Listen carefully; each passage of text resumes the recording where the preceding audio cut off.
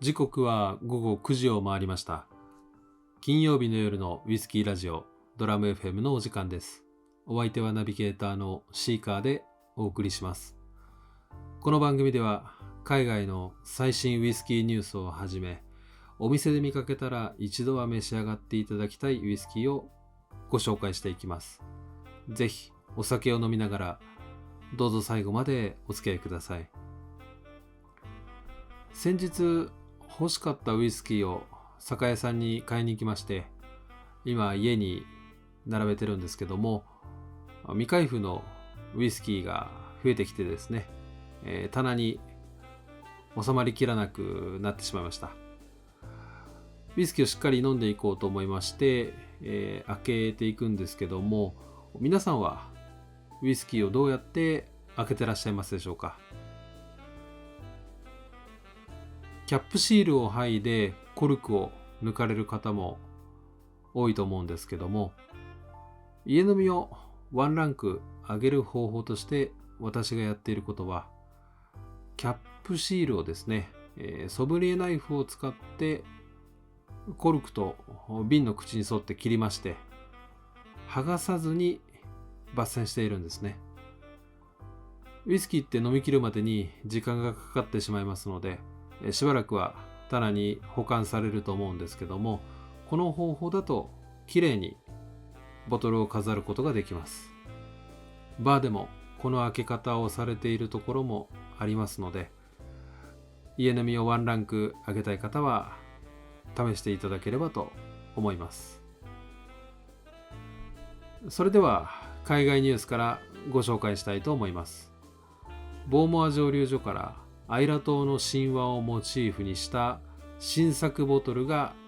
発売されます。このボトルはグラフィックアーティストのフランク・クイトリー氏とのコラボレーションで実現しました。ボーモア蒸留所の本拠地であるアイラ島には神話や伝説に彩られた歴史があります。そのうちの一つであるノーコーナーズ・トゥ・ハイドが今回のテーマに起用されました。1837年の冬の夜、悪魔がボーモア村を訪れたとされています。隠れる場所がないように建てられた丸い教区境外から追い出された悪魔は、ボーモア蒸留所に追い込まれ姿を消してしまったそうです。そしてその夜、ボーモアウイスキーの輸送に使われていた小型のパドル蒸気船メイド・オブ・アイラ号が樽を積んで本土に向かう旅から帰ってきませんでした。もしかしたら悪魔はその樽の中に身を隠してしまったのではないかと言い伝えられています。これがノーコーナーズ・トゥ・ハイドのお話です。このウイスキーとビジュアルのリリースは、グラスゴー出身で30年以上のキャリアを持つグラフィックアーティストフランク・クイトリー氏と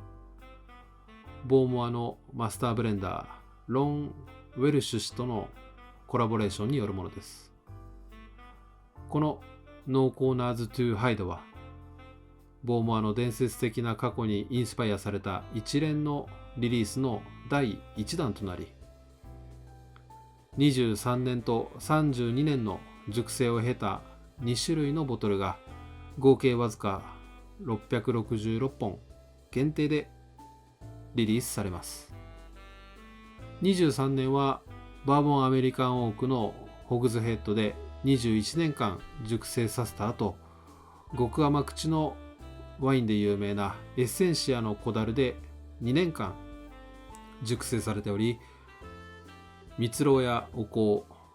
ゴールデンシロップやマジパンのような香りがすると言われています。32年は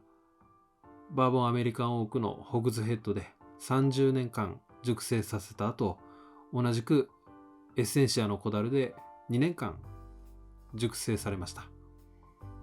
蒸留所によると、このウイスキーは期待されるピートに加えてセビリアオレンジの皮、古いシガーボックス、肝臓の香りが感じられるとのことです。ボーモアノーコーナーズ・トゥ・ハイドのクイトリー氏のフィルムは動画の概要欄にあるリンクからご覧いただけます。ボーモアファンの方はぜひチェックしてみてください。ドラム FM では皆さんからのウイスキーにまつわるお便りを募集しています。いただいたコメントの中から番組内で紹介していきますので、動画の概要欄にある Twitter リンクから DM でお送りください。それでは今日のゲストなんですけども、この番組ではゲストと称しまして私が購入したウイスキーを皆さんにご紹介したいと思います。本日はアイラからブナハーブン蒸留所のブナハーブンモアンヌになります。ブナハーブン蒸留所は1881年の創業ですが、実際の生産は1883年から始まりました。ブナハーブンはもともとアイラモルトとしては軽い主質でしたが、全くのノンピートでいくと決まったのは第二次世界大戦のことでした。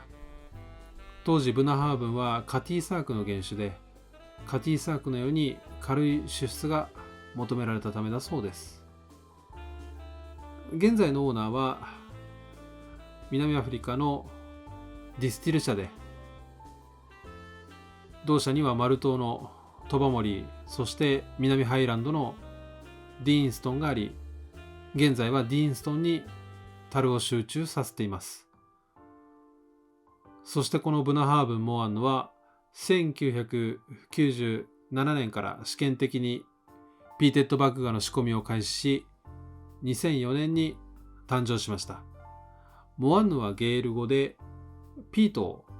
意味するそうです。そして面白いんですけども、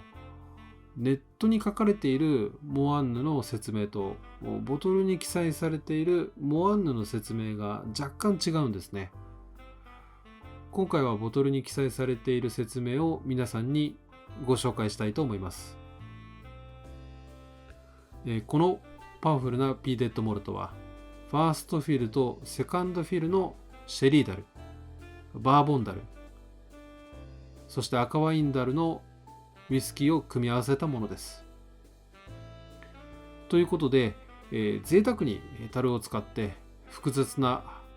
香りと味わいを実現しているボトルになります。現在ブナハーブン蒸留所では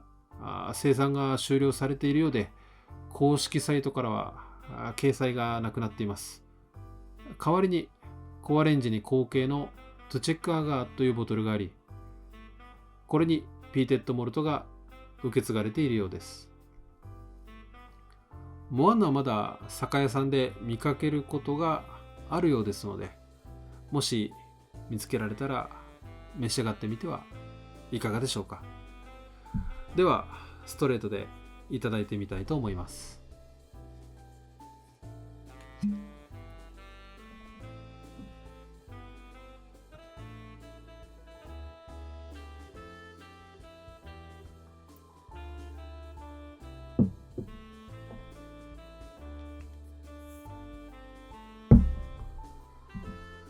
はい、注ぎ終わりました。早速香りからいただいてみたいと思います。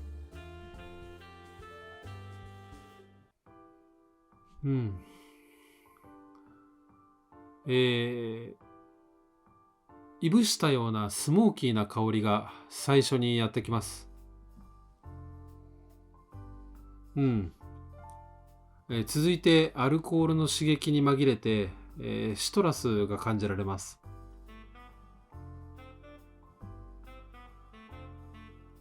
香りが開いてきますと、海の塩気、ナッティというかワインダル由来でしょうか、タンニンのニュアンスも感じます。とても複層的な印象です。では飲んでいきたいと思います。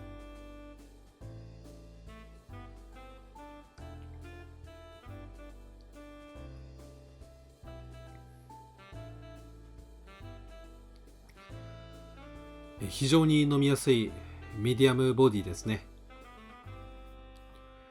ノンエイジではありますが、熟成感は十分です。